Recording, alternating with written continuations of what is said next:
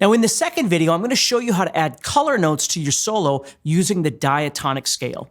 It's the second video in a 3-part series for my new course, Melodic Soloing, and it's on sale now at the link in the description. All right, hopefully you joined me in the last video where we were talking about visualizing our fretboard and adding arpeggios across the fretboard to be able to create more melodic ideas and then wrapping those together, different chords and different arpeggios. Well, what we're going to do today is we're going to bring back in the other notes of the scale, and we're going to be talking more about diatonic today.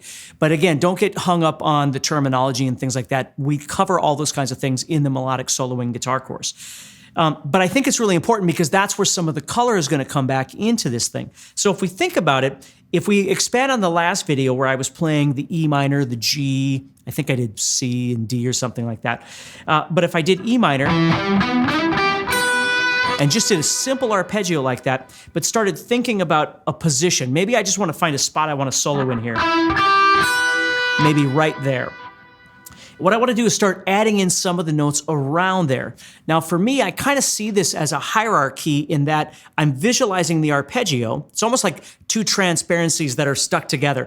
I'm seeing the arpeggio, but then I'm seeing the notes that are not part of that, the non-chord tones, if you will, that are sitting outside that. So as I play,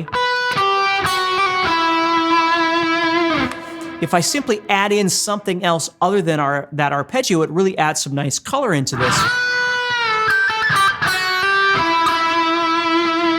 And notice how instead of just playing, for instance, the note B here, I could bend to it and give it some dynamic.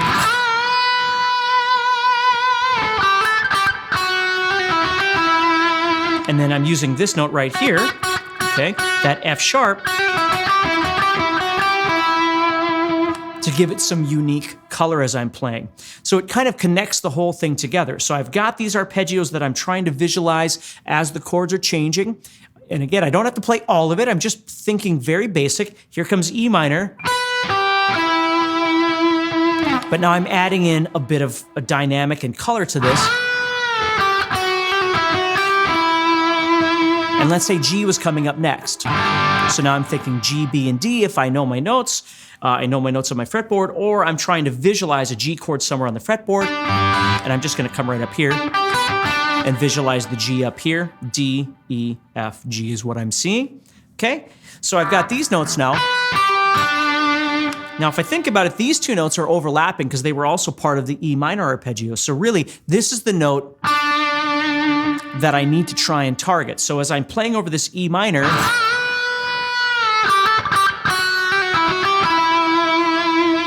here comes G. That would be a great opportunity for me to try and emphasize that note. And again, I might wrap some of that other stuff around there as well. So then let's say the C chord is coming up. So I've got this coming up, so I'm right here. So maybe I drop back.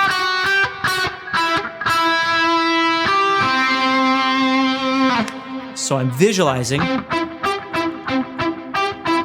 my C chord right there.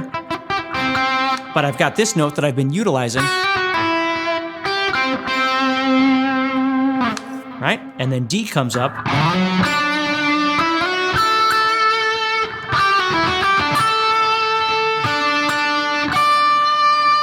You see, there's so many different ways that you can do this. So I'm trying to visualize the arpeggios as one level, okay, of each one of these chords. Again, ideally being able to see it across the whole fretboard would be wonderful, but if I can't, at least I could choose a space on the guitar to start trying to build out some of these chords, these arpeggios for the chords that are in my song. And as I do that then, my hope is in this same position, I'm able to visualize some element of a scale. In this case, I'm using E minor or G major, however you want to look at it, in that same position. So I'm using that to thread my movements and adding some more color into my solo by utilizing the notes of that scale along with those arpeggios, you see? So that's really important for us to do. Now, in the next video, what we're going to do is it might seem like a step back, but it really isn't. But learning how to utilize pentatonics are really great for two reasons. Number one, it brings back that space of intervals, because sometimes what happens is we get caught up And that's, again, it's a wonderful thing to be able to play like that. But because we're utilizing all the notes all the time, it tends to sound like we're forcing everything in there at once. And with pentatonics, what we can do is kind of back out and get more of that intervallic feel again. And the second thing that's really great about it is we're very, very close to being able to add in that bluesy feel as well, which sometimes is, again, a nice kind of juxtaposition from what we're doing right now with this really fine melodic sound. If we add a little bit of that blues sound in there too, it just really adds a more interesting dynamic and enhances the sound of the solo.